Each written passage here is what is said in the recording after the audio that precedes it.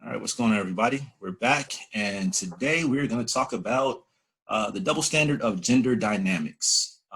We're all guys here, we're all males. So, unfortunately, we don't have a female to get their perspective, but it doesn't matter. We're still going to talk about it from the male's perspective. So, uh, let's talk about the double standard in society of gender dynamics from the female.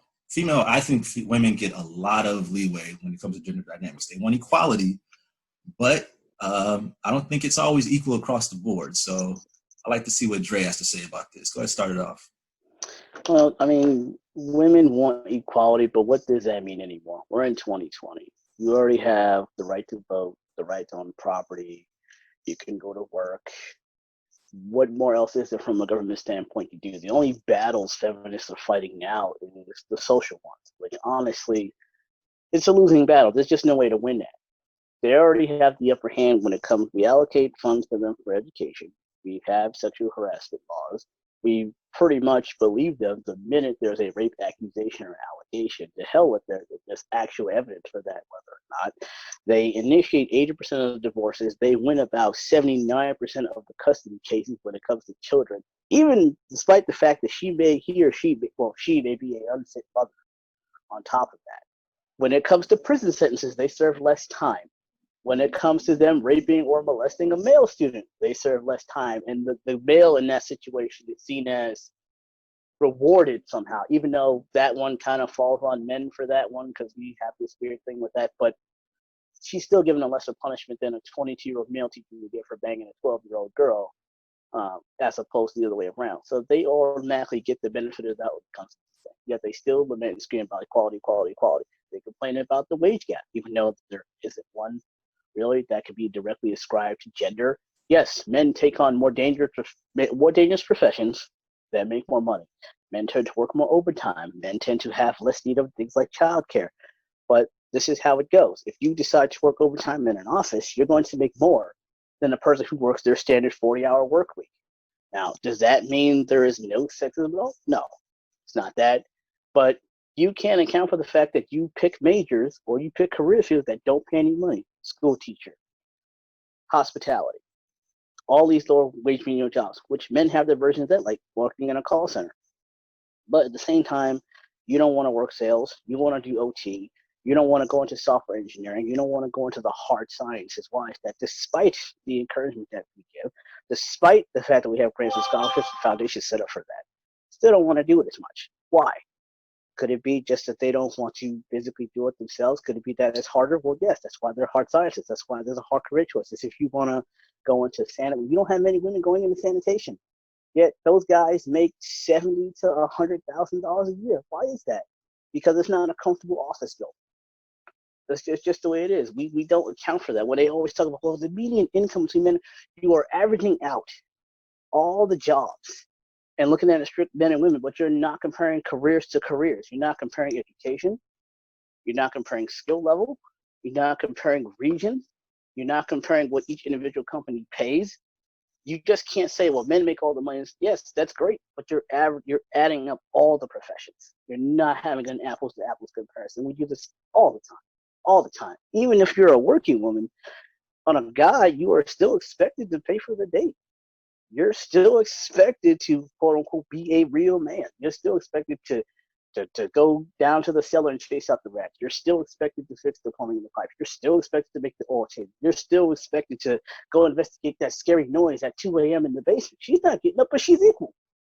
If we equal, why my ass getting up? Why can't you go deal with the burglar? I wash the dishes. Maybe I want a break. But we don't do that though. So men are given far more expectations than women are given. And yet the things they lament about, the only thing they have left really just with today's Supreme Court ruling, I think it was yesterday, is with healthcare and birth control. And that's really it. There's no other battles to fight. There's really none. But let's just say, for argument's sake, that decision changes in 2 years and they get that. What else is there? The irony is that you have women who are more educated who are now complaining that it's harder to find a date. It's harder to find a quote unquote good man. You have women who make more money who are upset they cannot find a man who makes as much as them. Meanwhile, men have done this for the centuries. If you're a rich man, it's lonely at the top, you're making $1 million a year, automatically, economically, you're in another stratosphere. So the number of people, let alone women, but the number of people making $1 million a year or more than you is always going to be less. There's always less at the bottom. That's just the way this always goes. They're upset about that. They feel that because of their education, because of their money, they spent all this time, career and education, making all this money, that now all of a sudden they're at the top of the mountain and they have to look down, and it's not pretty because everyone else is beneath. And they're upset about that. You see it playing itself out in the lack of dating, the lack of sex, the lack of marriage, the increase in divorces. Every time women are polled on their general happiness and unhappiness, it's worse and worse and worse and worse every year. And there's no coincidence that this lines up directly with more women into the workforce. That's not a mistake. I'm not saying women are happier making less. I'm not saying that, but there is something to be said of that. It is lonely at the top, but I think they just can't psychologically deal with that. If a woman hits you as a guy in the face, you, as an individual, have the right to defend yourself and hit her back. But as a man, socially, you better not do that. Because people are going to say, well, you're too strong. She's a woman, and how can you possibly hit her? But she's an equal. I should be allowed to hit her. I pay taxes, she pays taxes. But we don't see it that way. If you are a man and you make $1 million a year, your wife still influences 90% of those financial decisions. But you're the one who makes more money, or you're the husband who always works and she stays home. Even in couples where they both make the same amount of money, that metric is still true. So what more do they possibly want? What more is there? There's no place to go. But they're still upset. They're still, and somehow we are still responsible for their unhappiness, no matter what we do. The problem really isn't us. The problem is that they don't know what they want.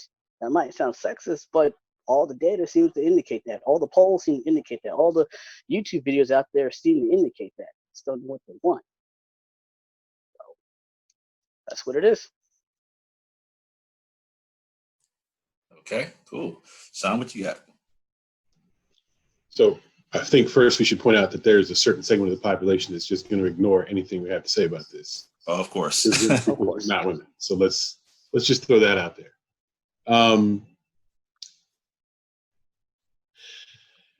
This topic is interesting in that a lot of the dissatisfaction that Dre refers to is largely due to the way in which the feminist movement has tried to shape what it is to be a modern feminist woman. A lot of that is geared towards women trying to take on more masculine traits or more masculine roles. It's the promotion of career over family, that somehow if you are a woman who chooses family over a career, you have somehow not fulfilled your role as a feminist, that you should establish yourself in a career first and then have family later. They tell young women that you don't have to worry about having kids now. You can have your career, and then sometime in your 30s, you can look around and try and find somebody to get married and then start having kids. And it doesn't work out for a lot of very, very successful career women. They spend a lot of time in school and building a career, and then they achieve the professional success that they desired, and they look around and the quality of mate that they want isn't there, because men their age are marrying younger women who are less well accomplished. They don't necessarily want to marry men who are significantly older than them, who are looking for women in their age group. So they've really narrowed their prospects, and the biological clock is ticking. So there's a lot more pressure for them to actually find someone and have a family now that they have achieved the career success that they wanted to, because they made family a secondary concern. And I think that leaves a lot of women who are unhappy with where they are in life unhappy because they may have preferred to go the family path earlier in life and were talked out of it or discouraged by other women or the feminist movement. So yeah, a lot of that unhappiness is not due to men per se, but just simply due to the fact that feminism has been defined as being more masculine. So until I think women realize that true feminism is to embrace their femininity in a unique way that is completely different from the way that men do things and they measure their accomplishments in completely different ways from the way that men measure accomplishments, they'll never actually achieve the kind of happiness and sense of completion that they're looking for. They're always going to be slightly unhappy and grumbling about it. And because when you look at the choice of professions between men and women, women tend to choose professions more often that are more intellectually and emotionally fulfilling to them, rather than the professions that pay them the most, because they have different priorities about what they need and want out of life. And the ones who do that, the ones who choose a profession that is more fulfilling to them personally, the ones who choose to maybe go the family route a bit earlier in life, tend to end up happier, because they've achieved those things both personally and professionally that they wanted in their life by the time they reach an age that some other women who just said, I'm going to go into business and I'm going to, get my MBA. I don't want to be leading a company by the time I'm 35. And then they do that and they look around and go, there's nobody here that actually stimulates me. There's no one here that I can respect. So it's very hard for them to then do that family piece later on in life. And the thing that actually annoys me personally is it's two things. It's one, the fact that women want to be equal in all the ways that benefit them and not in all the ways that don't. So they want the equal pay, they want the equal respect, they want everything equal in the workplace when it comes to achievement. But then they also want you to open a door for them, like I said, pay for dinner and do all these things that are traditionally the man's role. They want you to ask them out. They don't want to change the gender roles in that respect, but they want all of the benefits of actually being equal to men in places that benefit them. And the second thing would be the attempt to redefine masculinity, because that is a thing that I have noticed, that you have this term toxic masculinity now, which for most of us who grew up in the 70s and 80s is just masculinity, like what it is to be a man. It's fine for a woman to define what it is to be a woman. It's not okay for them to try and influence what it is to actually be a man or a manly man. I've seen a number of commercials where you have men who are not at all what I would consider to be masculine, claiming that their form of masculinity is also masculine. That's fine. You can choose to live your life the way you want to. You can choose to say, I don't want to be a hyper masculine individual. I just want to be slightly masculine. But don't try and redefine masculinity as whatever it is that you happen to be if you're not a traditionally masculine guy. Like if you don't like to, drive cars and lift weights and box or do whatever those things are, those traditionally masculine things, if you don't like that stuff, that's fine. Nobody's saying you have to. But don't try and redefine masculinity around a new paradigm that is somehow softer and more feminine, because that's just softer and more feminine. It's not masculine. What you got, Hannibal? Well, this isn't an issue that really bothers me. So my comments are really going to be in response to what was already shared. So in terms of the workplace, being in HR and human capital, there's this concept called comparable worth. So you have a maid and then you have a custodian. They do basically the same job. But I wouldn't say because, the correlation is that the type of custodial work that is assigned to women tend to be paid less than what's assigned to men, even though they're generally the same job. They have the same comparable worth. So building upon that, you take that into the workplace where you're looking at, hey, there are managerial roles, requires the same amount of experience, same amount of education. And the thing that damages, I think, that hurts women, again, I'm in HR, I've been a compensation analyst, worked in recruitment, Now I'm doing business analysis and processing. So I wouldn't call myself an expert, but I'm seasoned in this particular topic.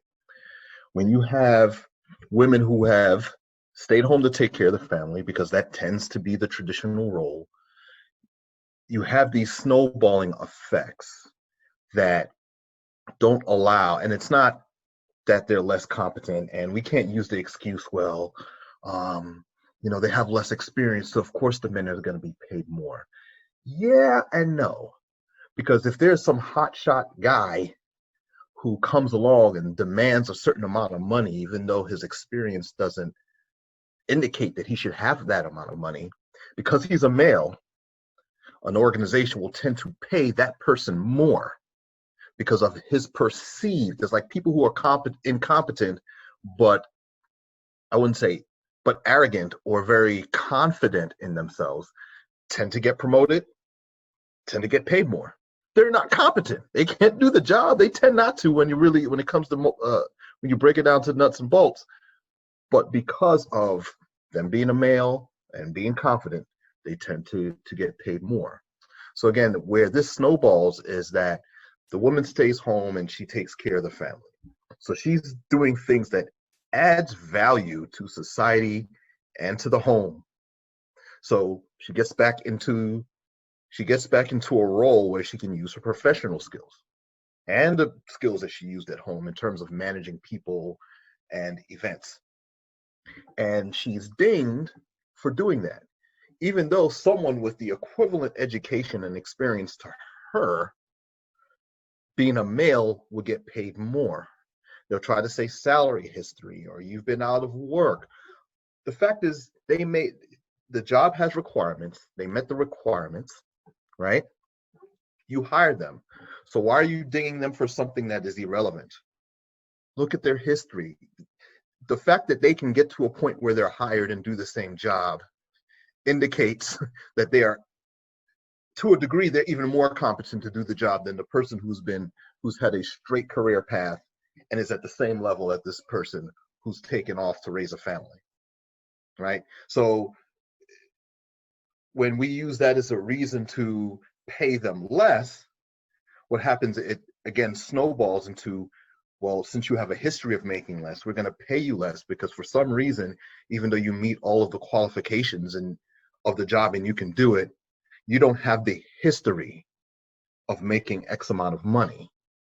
So then that goes to the next job and to the next job.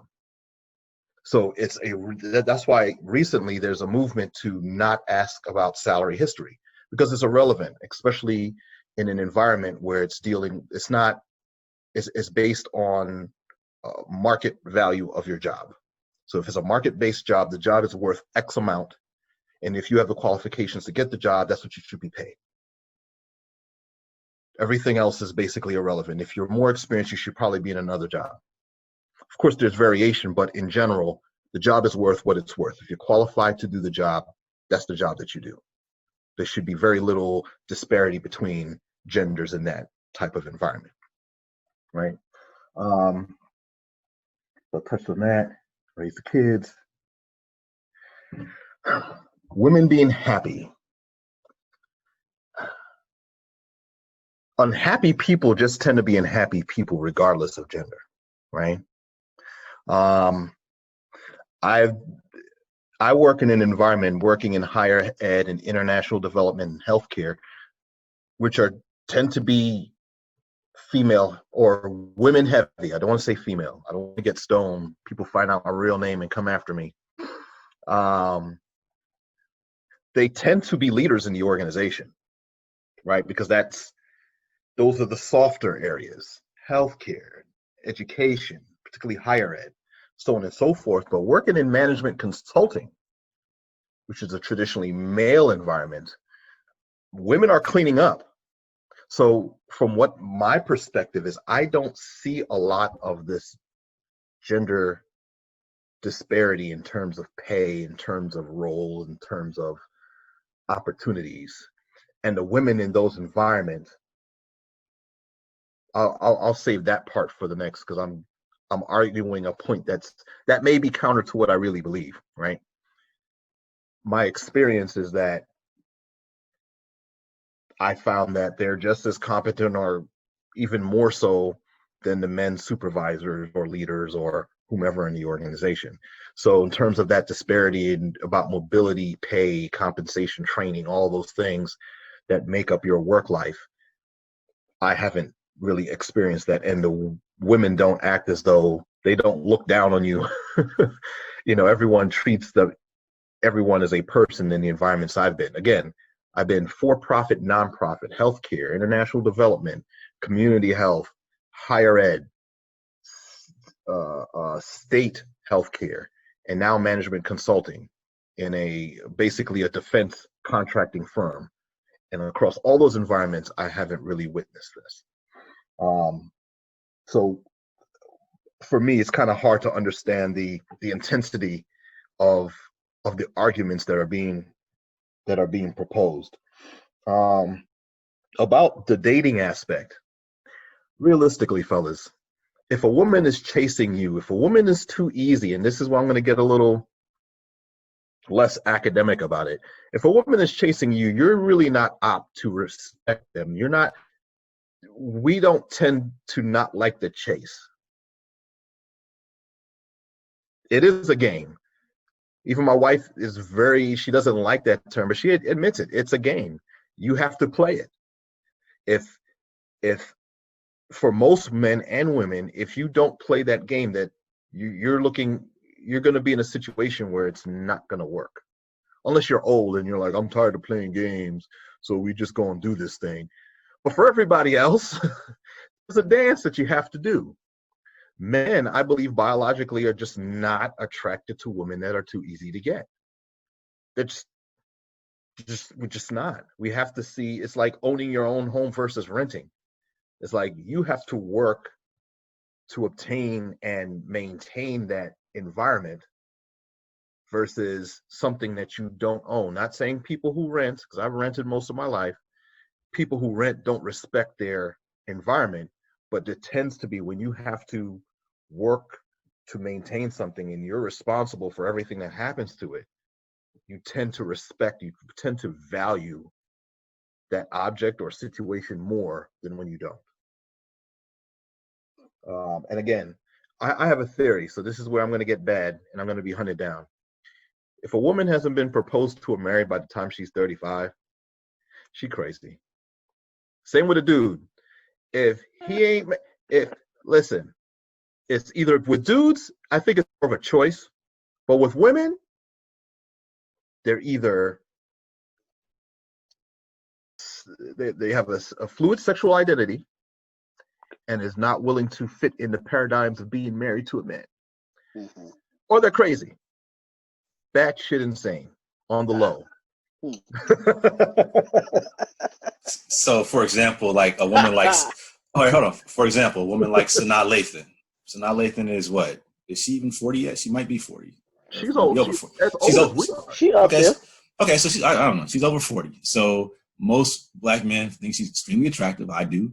She's accomplished. She comes from a wealthy family. She has a great career, and she's still not married. She's dated a lot in Hollywood. She's dated athletes. She's 48. She's 48. She's crazy. Oh, and that's what and a lot of people say that about her. They say something must be wrong with her. She must be crazy. So is it that, or is she just choosing, you know what? I don't like anybody and I'm accomplished. And I don't need a man. I mean, some women will say that that's the reason. Most men will say the bitch is crazy. Well, here's the deal though. Okay, she's 48. Let's just say for argument's sake, she too picky though. Then don't bitch about it. You gotta own and accept that shit. If you feel like I'm accomplished and I'm worth this type of dude, and I'm worth, I don't know, the Rolls Royce of men, and you got that attitude, you feel that way, that's fine. But you got to accept it, sweetheart, that, ain't a lot of Rolls Royces out there to be had. You got to understand that. You got to go that's the 1% of vehicles out there for you. But if you do a self-realization and go, you know what, I might feel like a Rolls Royce, but my ass is really like a Honda or a Nissan, a whole world opens up to you that you can drive away with. I think a lot of that has to do with ego. But hey, if you're 48 and you feel a dude is not to your standard, that's fine. I can respect that. But don't cry and bitch about it later that you can't find the right dude, because men compromise all the time, all the Well, time. no, they do. They do. All And the I mean, and I think That's what women, marriage is. right.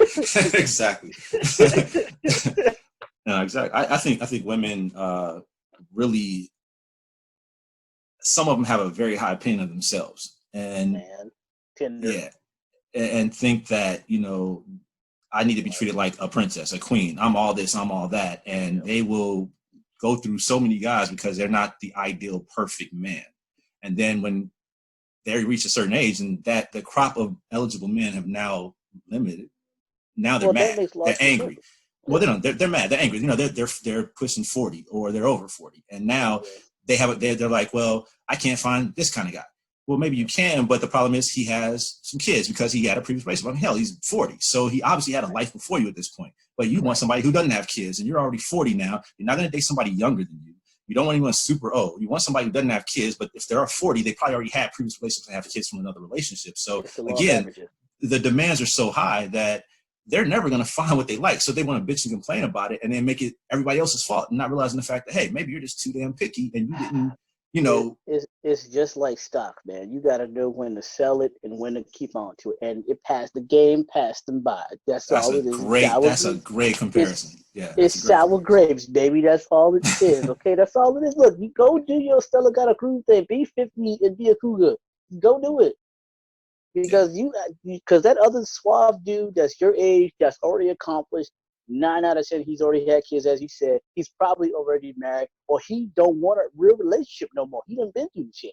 He retired. Or he doesn't want to deal with somebody that's so picky and so particular about certain things because he obviously had a bad relationship he got out of. So he's like, I want something more simple the second time around. I mean, I think I do disagree with Hannibal about the fact that men tend to want value, only because I think if that's true. Whoa, no, finish the thought. I'm getting there. You didn't clarify what it is that you disagree with. I'm gonna get there. All right. Well, just if that were true, and men truly want to challenge more or less, which I think was kind of what the gist of what you said. If that's true, men don't want the easy route. If that is true, then how come black women are not as married by black men? Because if we're gonna compare that, then I would probably say in my experience, then black women do put you through more hoops in a relationship. There's a difference between but I'm having just, a challenge and working for something. I'm just simply saying. No, please. I'm just simply saying from a general standpoint. Obviously, this is not scientific, but it is statistically true that black women tend to be the least married, and black women are known, whether it's a stereotype or not, for giving brothers a hard time and men a hard time in general. This is just facts. So so for brothers, I'm just saying, if you want more of a challenge as a black man, you want more stress in your life, you tend to go with a black woman. It's just the way that it plays out. Now, there could be a whole lot of other factors beneath that. I'm not saying that those factors don't exist, but when I look at the math, when you start looking at never been married and never been engaged and all that type of stuff, black women top of that list. It can't just be, well, brothers are not finding them attractive. That can't be it.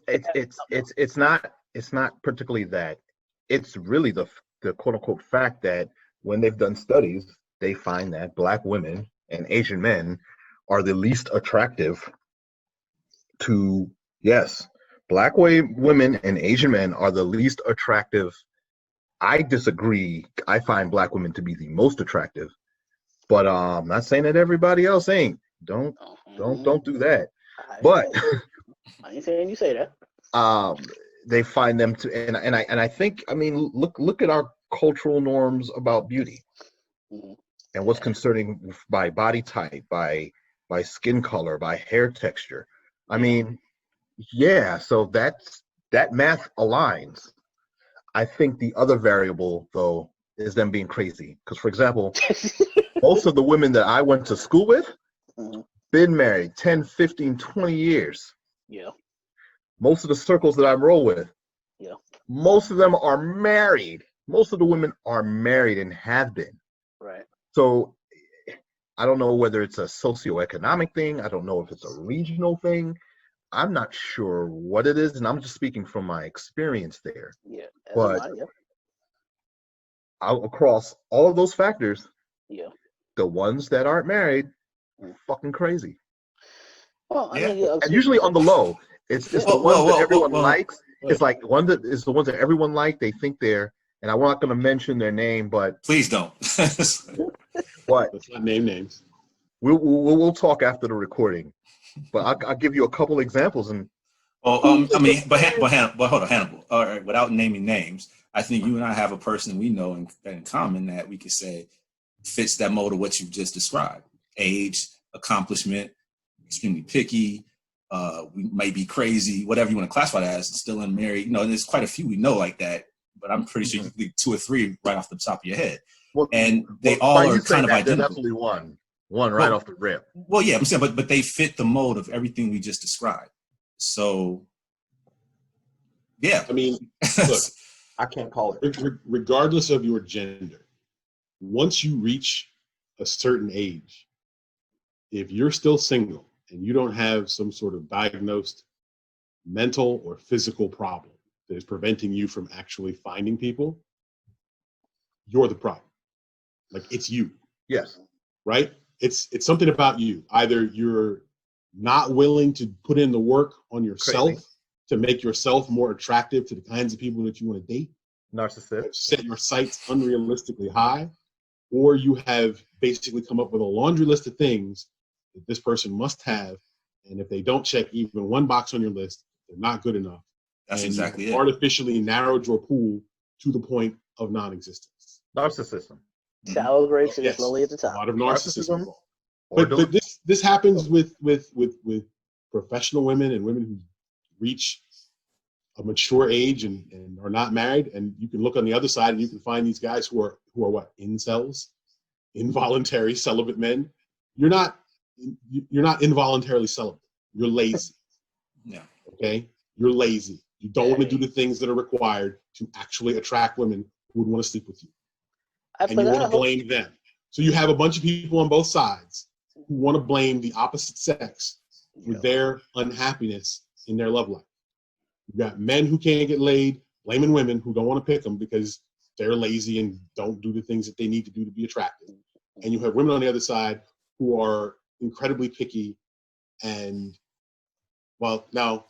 Don't do the things they need to have a successful relationship. Correct. They don't want to put in the work. They don't want to self-examine and look at what am I doing wrong that is making me be alone or in bad relationship after bad relationship after bad relationship.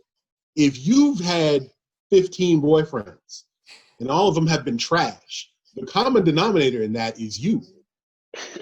What did my man say? You got to figure out why your pussy's attracted. No shit, niggas. Exactly. Cat Williams. So either your radar is jacked up Ain't shit and nigga. you are consistently attracted to the wrong kinds of people. And in that case, you just need to figure out who you like and date the opposite. But this also ties back to like high school, right? I'm gonna give you my high school. Okay, I've been over it for a long time, and 14, 15, 16, 17, that whole high school age thing. You're a guy, you're short, you're overweight. Obviously, you're not gonna pull as many dates as, let's say, the dudes on the football team and the basketball team. That's just the way the hierarchy goes. I mean, yeah, They go to, but they in high school. All these dudes are hitting on them. They're in the best physical shape of their life biologically. 16, 17-year-old females. They get older, they become women, they're more attractive. They go to college, they go to grad school. Again, you're still in that the highest peak of sexual level of sexual attraction, and that happens. they're in their IG phase. Yes, and then when you're a guy, you might have been a late starter, you might have been a late bloomer, you might have been all these other things. You ain't got nothing going for you. You just another dick in the thing, because dick is like 1 cent, whereas pussy is like $100. Like, it is what it is. Yeah. But then all of a sudden he gets in shape, gets some more confidence. He starts acquiring assets. He starts putting the job down. All of a sudden now his value skyrockets, and he can not necessarily have his pick, but he has a lot better options. He's on the upside. Older men will always have that advantage because of assets. I mean, a man will get away with a date on a cardboard box and and walking if he could, but it doesn't work that way for us. You can have that. Women, on the other hand, all the peak from, at least to men anyway, for the most part, tends to be when they're younger, unless you're like myself and you control the women. That's the category. But for the most part, you have all those things going into it, though. But they imagine the psychology behind it. You've been hit on from the age of like 14 to like 30. and you've been on this hot streak for 16 years. You've been a top 5. 16 years, you're a top my 5. wife can't go to the damn Home Depot or the gas station without someone offering to pay for her gas, and That's rare. That's for a not, nice but time. that's the exception, not the rule. Jesus Christ. That's the exception. That's the exception, not know. the rule. That's the exception. There's a These lot of girls must be busted. What did Patrice O'Neal say? Pussy aged like bread and not wine. I thought you said milk.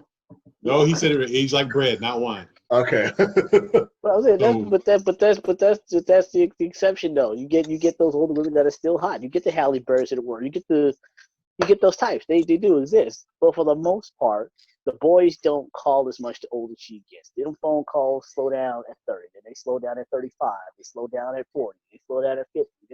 There's a paradigm there. So I'm gonna still get those calls, but every woman can't be Sophia Loren. It's just not gonna happen. It's just the way it goes. But as a guy, you're always on the come up though. Rare, especially in high school now, the guy has it all together in high school. He might be in the best shape physically, but he's in the worst shape mentally. He has no assets. He has nothing. His only asset might be his body. It might be the way he looks. But to an older woman, it's like, okay, well, maybe. But they don't want to pick that dude. They want the guy with the hierarchy. They want the dude to basically be as built as 50 Cent, look like Shamar Moore, and have Bill Gates money and be Reed Richards when it comes to education. It's just not going to happen. And he's got to have no kids on top of that. Huh? You said Reed Richards? Yes, that was a Fantastic Four reference. Yes, I know. That's like. I mean, Reed Richards got it all: intellect, money. I mean, come on. Money, power, fame. What do you want? And he can stretch. He can stretch up to 2 miles. So I mean, use your imagination. He can do some things. If he can't, that's a waste. So along those lines, it's like we acknowledge that there's basically, as my wife has said, the things of value. Right. Women value things. Yes. Men value, I won't use her word, but we value looks. Yes, we do. We value the perception of fertility, beauty, and fun. So when we get older and as we get our ability to pick those things more readily, that's what we're looking for. Women, as they get older, look for someone who can biologically to help raise their family and can protect them. Do you have the assets to take care of us? I could be rich, but that's my money. Our money is, can you provide for us? And I don't think that's necessarily a selfish thing on their part. It is, logically speaking, rationally speaking. But from a biological mandate, that's their biological mandate. Definitely. They choose the person who can provide and protect, because they're the ones that bear the kids. As you said, dick is a penny, but their womb is what's valuable. And they need to be with someone to protect them and the offspring. All right. That's why you do like me by the Stockholm said, when she's had her kids and she's had enough, it's like everything's 75% off. At that point, after Halloween sales. That's Halloween. At that point, she's older. She's got her kids out the way. She's been through the bullshit maybe of a relationship with a dude that she might have had the kids with. Maybe she's still with him. Maybe she don't care about him. Whatever the case is. But at this point now, she ain't looking to be like taking care of. That's done. That idealized girl that's looking for the knight in Chanel with the rope. Nah, at this point, she just wants to treat her right and not call her a bitch. At this point, right. This is where we at. But hold on, that's what I played for a long time. Right, but the thing is, though, this isn't a bad thing. I think that's the problem. In society, it's looked upon as being a bad thing, but it's biological. I mean, it's part of the evolutionary aspect of all mammals, basically. So the male is the provider, the protector. In caveman times, maybe the hunter and gatherer, the force, the strong one. So now in modern days, it's the house, the car, the lifestyle. You're providing the exact same protection that you would have done if you were a caveman. She's rearing the children. She's, is she fertile? And from that, you need an attraction of a physical standpoint. So you have to look at how the woman looks, her body. That's what's going to pull the man. It's the same thing. So it's like we evolved to a point where we're much more intelligent, and we still we turn our nose up to say, wait a minute, that's not right. That's not how it should be. But actually, that's exactly how it should be. That's how it was made to be. So, and we have double the task too. I'm sorry. Go ahead. Yeah, no, you're right. We do, and we have to look good, and we have to have the and we have to be able to do all those things. I think more than that. I mean, I think that women always say, well, I got to do this and I got to do that, and I'm not appreciated. True, women have to do a lot, but I think the problem is that in recognizing all the things women have to do, they under-explain how much men have to do. It's like, you're just a man, so what? The man, it's your world. But yeah, men get a lot of perks for being male. Well, I'll guarantee that. But it's not easy just because. It's not just because of men. Yeah, because it's definitely male privilege. I'm not even going to say that there is. Heavy weighs the crown, damn it. Heavy weighs the crown. Exactly. And like you said, because a lot of shit. I remember I think it was an old standard with Sinbad years ago, and he was saying that if a guy is working at McDonald's, frying fries up, and a fine girl comes in, he's like, "Yo, girl, what's your number?" She's like, "Please, nigga, you better make my fries." She's not gonna respect him because he's cooking fries at McDonald's at a fast food restaurant. He can't provide for her. We said, but if a dude comes to McDonald's, see a fine girl making fries, he gonna holler at her. He doesn't care about that because she looks good.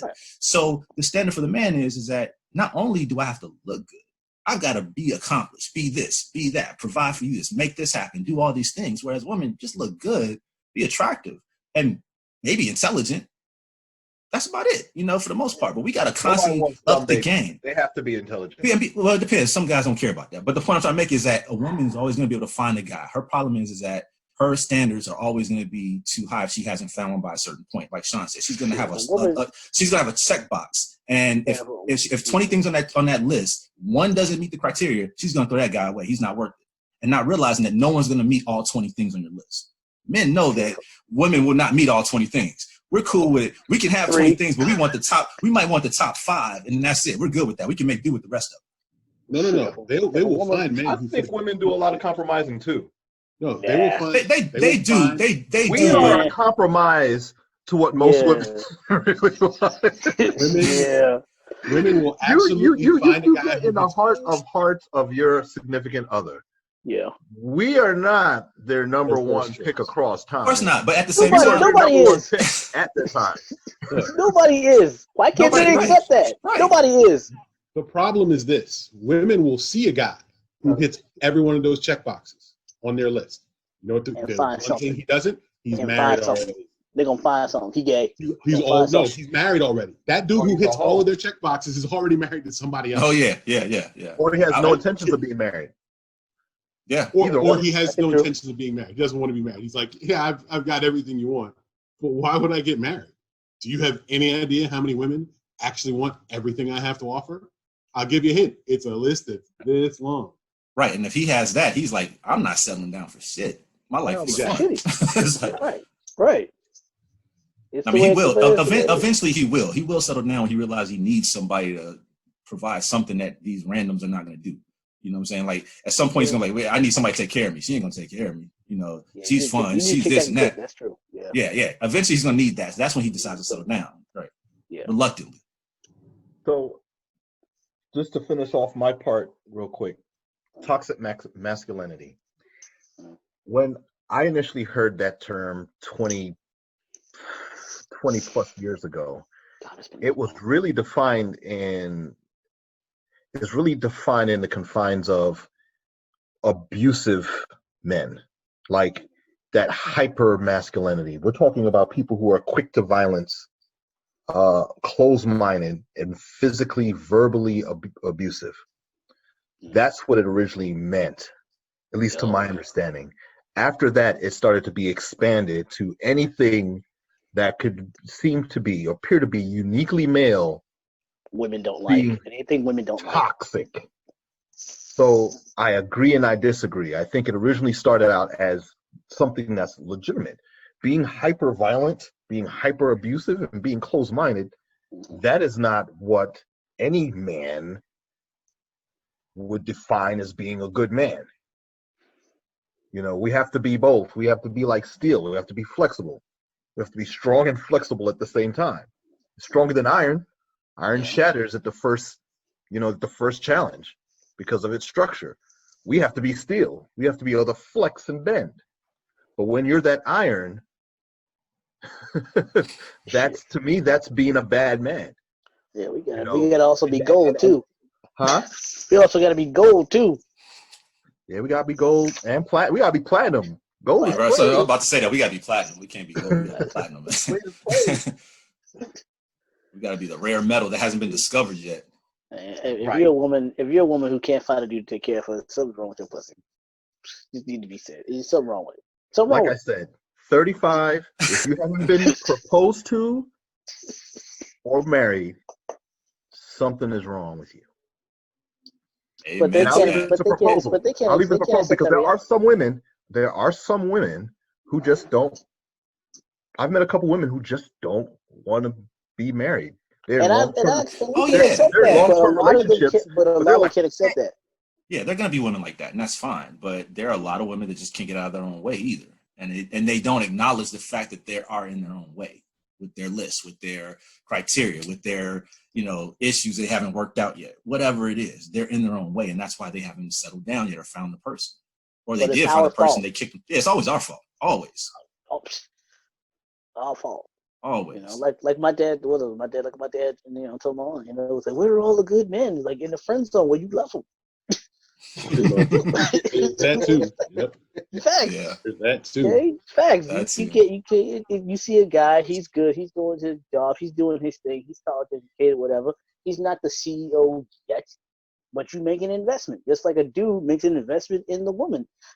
She might not be the greatest in looks, she might not be the best cook, the sex might not be the best, but you getting B's on all the exams, but you didn't get an A plus, and the dude is going to take that.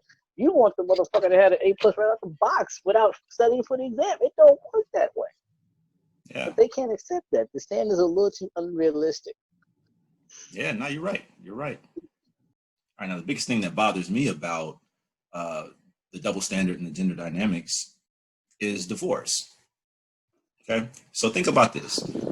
In the court system, men get screwed over so much when it comes to divorce and when it comes to custody. The courts inherently already think that the mother has more rights and is better suited. Most times children are placed with the mother, not the father, if there's a battle over custody. And when it comes to like divorce and alimony and all that, men typically pay the alimony to the women. They have to pay all these other court costs. It's like the women get over it when it comes to divorce. Half the time, they never talk about the male fathers that are great, or the wives might have done something in the marriage that screwed up. Maybe they fucked up the finances. They had the infidelity, whatever the case may be. But the men are the ones you see get screwed more. It's like courts look at the Lifetime network, and that's why every Lifetime movie is always about, the man screwed the babysitter or has the 3 wives or killed somebody. Like, it's never the woman in these unless she's already nuts. And then she's the nanny. She's not the wife, though. So it's like society makes men look like we're always the bad guy. When most times, like, there are plenty of great single dads out there. There are many great husbands who got screwed over, and it's like, why is it that the men can't win in court, and women always say, well, we need equality. How about the men in this case? Men don't always get equality either. Yeah, men get a lot of perks, but let's not deny the fact that men get screwed up a lot because they make way for women to get it over.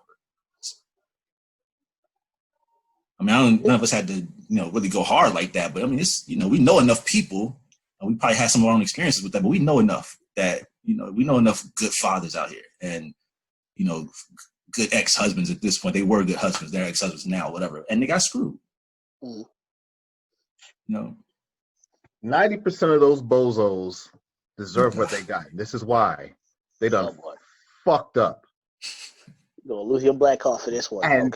And not just fuck up. This is the thing that you don't do with women in general, but especially if you're married to a black woman. You don't embarrass them in them streets. You can do all kinds of, like, if you look at the history, it wasn't like cheated once or he smacked her once. This nigga done whooped her ass, cheated on her, did all kinds of shit before she was like, all right, that's your ass. Because once a woman chooses a dude, she is riding with that dude 9 times out of 10. And he has to do something so egregious that she's looking for a divorce, and it usually falls along the lines of getting embarrassed. Yeah, okay. Like Tiger Woods, for example. He embarrassed the hell out. And look, he paid her like about he paid her about $200 million in a gag order. Cool. But let's take a person like, let's say Hulk Hogan, all right? Hulk Hogan split up with his wife. He paid her, the court awarded her 68% of the fortune, or almost 70-something% of the fortune. More than half. I didn't see her body slamming Andre the Giant.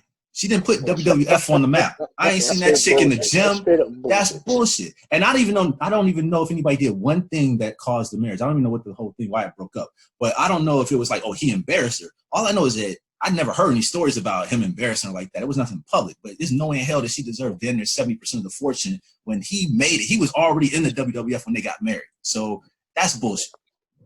Look, all that means is that she had better lawyers than he did. Well, yeah, but the point is, she can afford better lawyers. She can afford better lawyers. The biggest problem with divorce is divorce attorneys, right? This is why we have so many divorces that are so ugly, because divorce attorneys are looking for women who are married to well-off men and want to get divorced, because that's how divorce attorneys make money, right? They make money by getting their clients big divorce settlements. They don't get money for having an amicable or fair settlement. They talk to a woman who wants to get a divorce. She's tired of her husband for whatever reason. My husband is such and such executive at such and such firm, and he makes a lot of money, and the bastard just keeps cheating on me, so I want a divorce. The divorce attorney is sitting there going, all right, we're going to take everything he's got. We're not going for an equitable or fair settlement. We don't want an equitable disbursement of marital assets accrued during the time of your marriage. We want to take that fool for everything he's got. And she's sitting there going, yeah, let's go do that. Let's take everything. Let's take the beach house and the second car and all this other stuff, so he doesn't have a pot to piss in or window to throw it out of for him and his goddamn whores. And then you end up in court, and courts do tend to favor women. This is true, just like they tend to favor white people too. Yep. They tend to favor women, and so when you get so white women just winning. 2 out of 3. Woe be you if you are a black man married to a white woman in a divorce. You're getting screwed. O.J. Simpson. You might as well just pack your shit and leave at that point. That's why O.J.'s wife ended up dead and not divorced. That's what I'm saying. I ain't saying he should have killed her. What I say? What he say? I ain't saying he should have killed her, but I understand.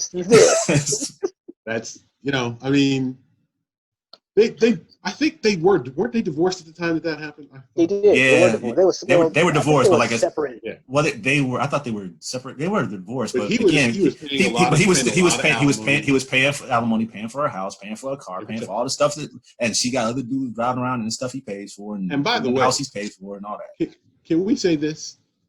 Alimony, either way, man, it's fucking bullshit. It's bullshit. How are you paying someone else's bills? So I get it if you were married for a long time, right? And you built your fortune like Jeff Bezos and his wife, ex-wife. Well, no, but that's a division of marital assets. I'm talking about alimony. Alimony is the continued payment of funds to your ex-spouse. Well, yeah, I mean, if you're Bezos, you don't have to pay alimony. I mean, she got so many billions, you don't need to do So I understand alimony in the case of where you have one spouse who basically was a homemaker, right? They didn't have a job. They weren't earning their own money. They were just relying on the other spouse to take care of it. I understand paying alimony in that respect, but only until that person gets a job, right? You pay alimony until they can find gainful employment, then they get a job and you stop paying alimony. Just because you divorce someone doesn't mean you're entitled to the lifestyle you had while you were married to another person. That's just a garbage premise on its face. Alimony be fine if you let dudes still hit it like 3-4 times a week. I mean, you gotta have balance in the force, damn it. I mean, I'm just saying, you gotta give her like $2,500 a month. You should be able to go over there at least like 7 times a month. I'm just saying. If you're a backup dancer and you marry Madonna, and then you get a divorce 2 years later, Madonna shouldn't have to pay you money. You should go back to being a backup dancer and living a backup dancer lifestyle. At worst case, she floats your backup dancer salary for 2 years. At worst. Exactly. Right. So you go, hey, I didn't work as a backup dancer. I should have had all this money. They go, okay, fine. Here's what you're entitled to as far as the prenup. Here's some back pay. And that's it. You're not getting any more money out of this person. You shouldn't have to keep paying for someone else to support their lifestyle, especially since the way that they structure alimony is you keep paying it until that person gets married again. That's bullshit. That's just... Well, why would they ever get married again? Why? They could just live with somebody and keep collecting money from your dumb ass. Exactly. It's unemployment. Like, I'm not getting married. Why would I get married? well, they're not divorce lawyers. They're more like divorce agents. You know, like take Mahomes' deal. I'm gonna get you the best contract possible. We're gonna get you the Yes. best settlement possible. So you more like an agent. You want everything from the team. You want everything you possibly get. So divorce agents, I think, is probably a better word or a better description. Yeah, you have people getting divorced who lose their house, their cars, and have to pay alimony and child support. That's why you marry up. Yeah. Well, yes, that's why you're supposed to marry up. But hold on. All right. So this is how you know that everything is geared, that whole point of the court system and divorce and all that is geared more towards women. Because every woman I tell this to, most of them, I would say maybe a handful will agree, but most of them hate this idea. And I said, proposal to change up marriage. Before a couple gets married, they sign a prenuptial agreement, no matter what their financial state is, even if they don't have jack shit. And the agreement is about what they will do each year of the marriage and how they would divvy up their assets as they go forward. And in 5 years, the marriage license that they sign expires. Because a marriage license is the only license that does not expire. Every license expires, but not a marriage license. It lasts for life, the life of the marriage. But in this case, a marriage license would expire in 5 years. And at that point, the couple has a chance to renew the license. Not to have a wedding or anything like that. It's just paperwork. They can renew the license. And if they choose not to, or if one party does not want to renew, another one does, they go into their divorce. But their divorce is already preset in their initial prenuptial agreement they did in the beginning of the marriage. Why? Because they got along in the beginning. They were cool. Everything was fine. So they could agree. They were amicable. They can't do that at the end because somebody's feelings are hurt and somebody's pissed. So they can't be rational. At least one side probably won't be rational. So there's nothing to fight over. It puts divorce attorneys out of business. So every attorney has to do something but not divorce. And it keeps court costs down and time. And all you do is say, okay, it's 5 years. Do you want to try this up for another 5 years? Yes or no? Yeah, let's do it. Sign the dotted lines, keep on moving. No? Okay, cool. Great idea. It's a great idea. A fishing license, a hunting license, a driver's license, hell, a gun license. Every license expires, but a marriage license. It is the easiest thing to get into and the hardest shit to get out of. It makes no sense. Well, yeah, religion and society and economics, couples buy houses and properties, a whole lot of reasons why. But the fact of the matter is every man I tell this to thinks it's a great idea. Most women, they're kind of lukewarm to it. You might get one or two that thinks it's irrational. Like, yeah, most women I don't like, you know why? Because it's secure. Marriage is security for women. It gives them something. Alimony, payments, it gives them something. They're going to win somehow, some way. Because them kids aren't going to expire in 5 years. That assumes they have kids. And Hold on. But you agree in the beginning to what you would do with kids, and then you would have a list of both parties that have to agree to say, hey, if one person does this egregious act or whatever, then they relinquish their right to have joint custody or something. You can all set all this stuff up, and then you can renew some of your prenuptial agreement within 5 years when you re-up again. You can adjust it. And having the kids thing makes no sense because you can easily just decree, okay, if there's kids, then they get X amount of the marital assets, both pay 50% of what that's worth. You can do everything in the beginning.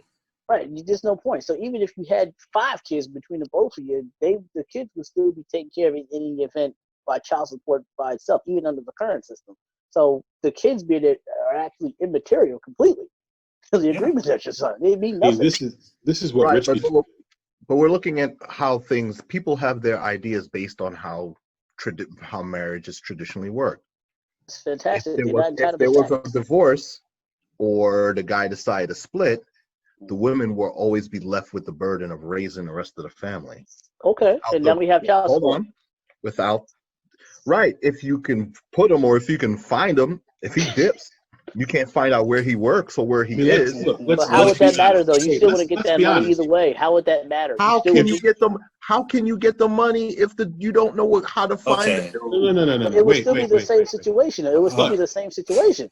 If you're the kind of guy who's going to dip on your kids, you're going to dip on your kids whether you have a prenup or not. Exactly. That doesn't matter. Exactly. That's the kind of person. But the women will still have to raise those kids. But like you said before, but Hannibal, like you said earlier, you got to marry up. So if she marries some low life piece of shit in the beginning, he's a low life piece of shit 5 years later. Okay, that was on her. You're right. She should have married up. That's on her.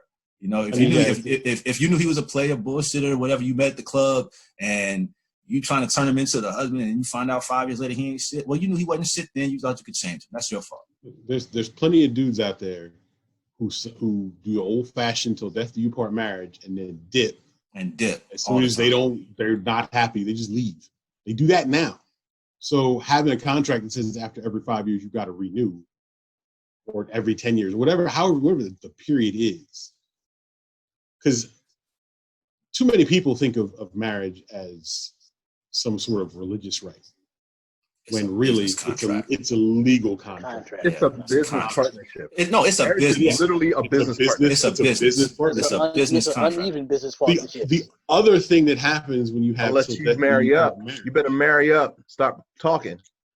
But the other thing that happens when you have people who get married till death do you part is it's very easy to get lazy, because you know that person is basically going to be there regardless of what happens. Mm-hmm. So you basically saying she can't get fat. They're gonna have a field day with that one. I mean, you can stop trying. You can stop. You just be like, yeah, they're there. Start taking them for granted. If you know that you're only going to be married for a certain period of time, and that you're going to have to convince this person to hang around after that period of time is up, you're a lot less likely to get complacent. That's true. Right? Yeah. You're going to go, hey, I got to keep winning this person over because I want this thing to keep going. It's like dating. Men get that pressure built in already, because how many women, when they initiate divorce, they cite the dude, he stopped paying attention to me. He stopped doing nice, sweet things to me. He let his body go. Now he's 100 pounds overweight. He ain't the same man I married in high school. So men are always under that pressure any damn way. Most of the time, the woman saying that is doing the exact same thing. She let herself go. She ain't the same person. No. The ego will not allow them to admit that she's perfect. She's the same perfect size 2 she was in junior high school. But Sean's right. The tape measure doesn't agree though. So right. She's not gonna let facts mess up her argument. She's not gonna let facts mess up her argument. Oh no. She's going to completely ignore that zero on the other end. That's not going to happen. No, right. But Sean's right. The incentive is there. So it's like anything else. If you're doing a job, if you're a contractor for the government and you got a 5-year contract and you have the first 2 years guaranteed and then you have 3 option years, you don't bullshit. You're trying to get those option years added on and you want to get the contract renewed if possible. So marriage, in a sense, is a business. It's not about love. It's not about religion. They like to sell that to you, but like in the old days, it was about dowries and land and everything else. It was all about property. It was about wealth. So in this case, if you look at marriage in the same way and you say in 5 years, we're going to reevaluate and see if we want to continue this, right, it gives you time and room to say, you can go back and say, did this work? Was this conducive for 5 years? Do I want to put 5 more years of my life into this? And it's okay. And then you don't have to worry about losing your shirt because we've already agreed to our assets. We don't know what the assets were from day one. We projected percentages based off of what we brought in or whatever. We can come up with a formula. Anybody can, and you can make it unique to the couple. It doesn't matter. But it's already done. So you don't have to worry about, I don't want to do this because I'm going to lose this. I don't want to go. And so many people stay in bad marriages because they're afraid of what they're going to lose or how much, it gives people flexibility and it gives people a chance. And one thing about it is, before Sean goes real quick, the one thing about marriage that people don't get is that you say vows, so death do you part. But there's nobody on this earth who knows what they're going to want 5 years from now, 10 years from now, 20 years from now.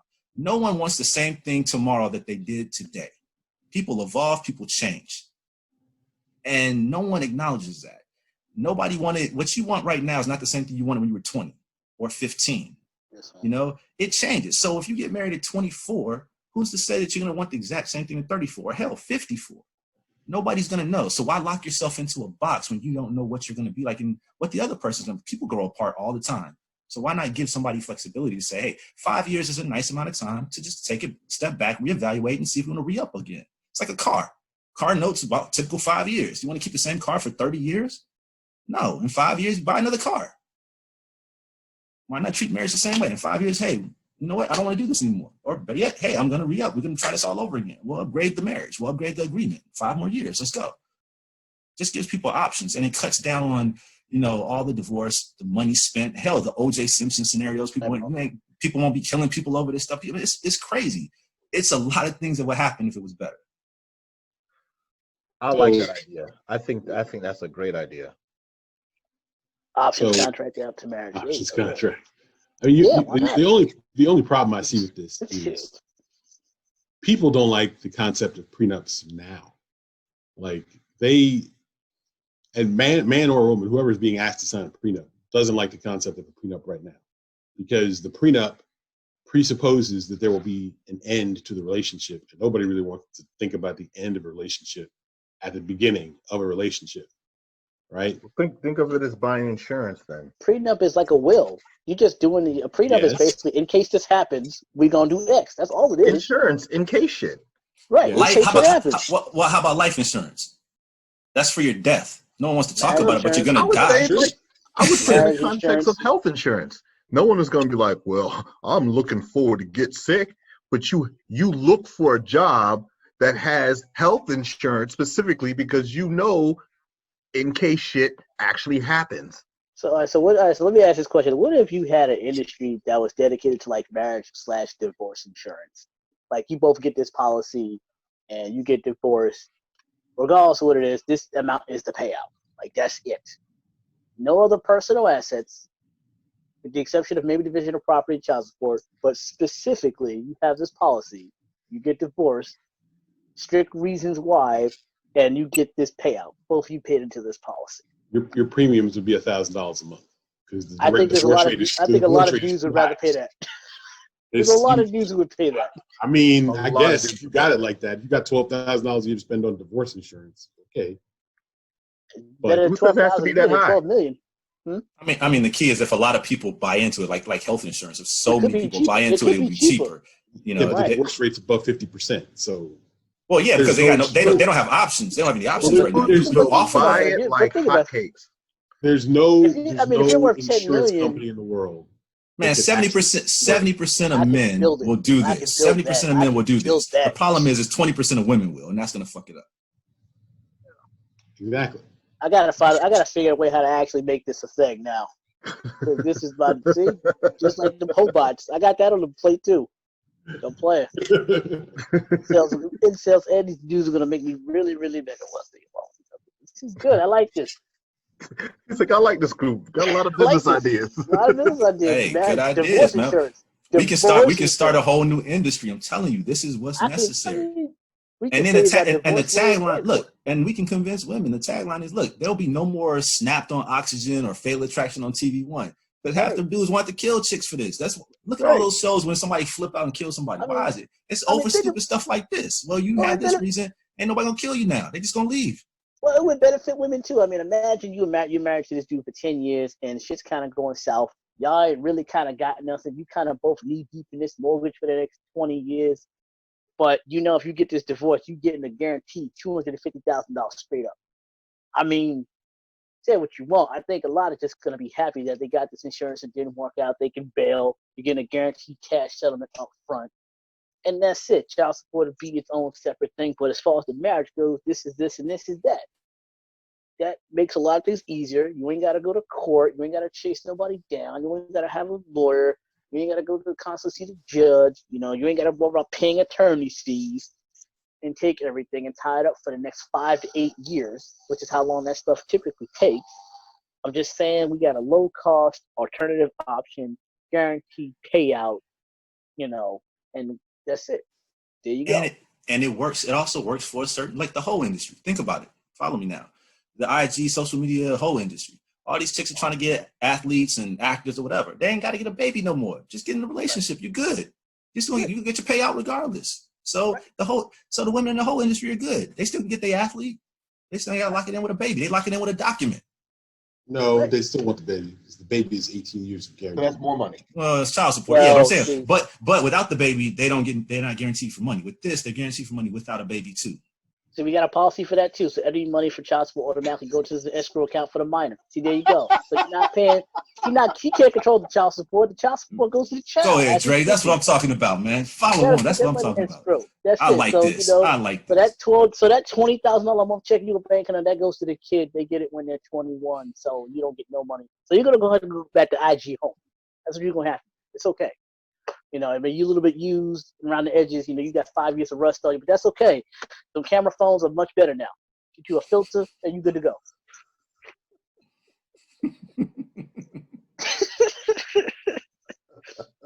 Right, the whole kinds of industries over here. Like Paul Murphy, your stock may actually rise.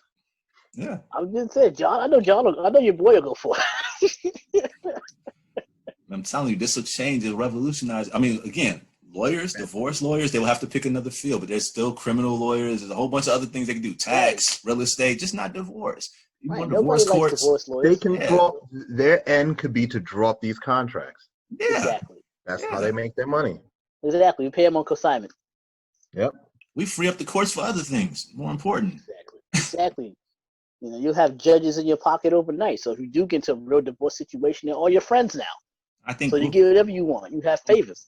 And we'll probably like put a slash in domestic violence. Probably half of domestic cases are cases like these have to deal with people breaking up and fighting over stuff. So you get rid of that part at least. You'll cut a huge hole into domestic violence. Too bad I won't get rid of it completely, but I mean, I think we at least 50% of it. Yeah, it wouldn't. I mean, that's what most of them fight about: money, possessions. Yeah, you know, you're not about to throw no blows. Right, exactly. You're not going to throw no blows over getting the copy of the Thriller album. You getting the financial value of the Thriller album. Who cares? You get your check. That's what it's about. Right. Stuff gets bad. You're like, all right, we got the document. Cool. Deuces. Cool. You get yours, I get mine. We out of here. And that's all it is. That's it. You're good. You go back to your mom's house and start over on Instagram all over again. And the first 5 years, you have an option for annulment. Yeah. Yeah. Build that in too. You know. Walk away. Money. Walk away with what you walk in with. Yep. Yeah. If it reaches the status of being annulled, but otherwise, you divvy up the assets. What was made. You agree to whatever. Like if he's a ball player and she's an Instagram model, he could be like, well, listen. At the end of the day, you're not bringing in the money I'm bringing in, so maybe it's like 70-30 or whatever. They agree to what they want to agree to. Now, if you sign a bad contract and you're stupid enough to do that, that's on you. It's like anything else. You know, you don't have good contracts. Yeah, that goes back to that whole Mia Khalifa situation right now. Well, yeah, but you know, isn't that everyone in the industry? They don't make that kind of money until they get really, really established. It takes years. So she was stupid for that anyway. Well, she's mad because 12,000 over 3 months. I'm just saying, she mad that they still making money off her. Well, you should have stayed in the game longer. Well, that's the contract. You sign the rights off. If you're in a movie, you sign your rights off. So you don't get that. I mean, it doesn't have to be the porn industry like her. It could be anything. It could be regular television, movies.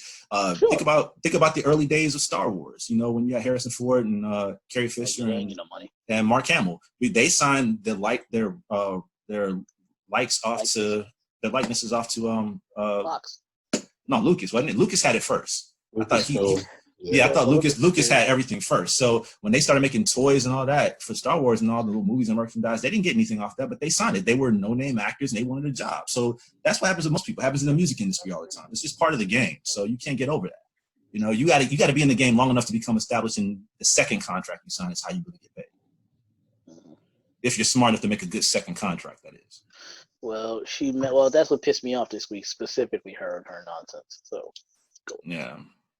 All right, so we all agreed. This is what we're going to do. We're going to work on that. We're going to make a contract to even up this double standard. Up this double standard, man, because men are getting taken to the ringer and women are winning on this. They don't want to admit it, but they are. So let's even it. I'm all for equality across the board. This is one of those aspects. We should even the score. You know, everything needs to be even. Nobody should be taking the other person to the bank. Women shouldn't be getting over on men. Men shouldn't be getting over on women. Everything should be equal and fair. So women, I'm with you on that. Just don't pick and choose what makes it equal for you guys. You guys pick the things you like, and then the things you don't like, you bitch about. That's not cool with us. We want everything to be equal. Pick a lane. Exactly. Exactly. All right. That was good. All right, guys. Thanks.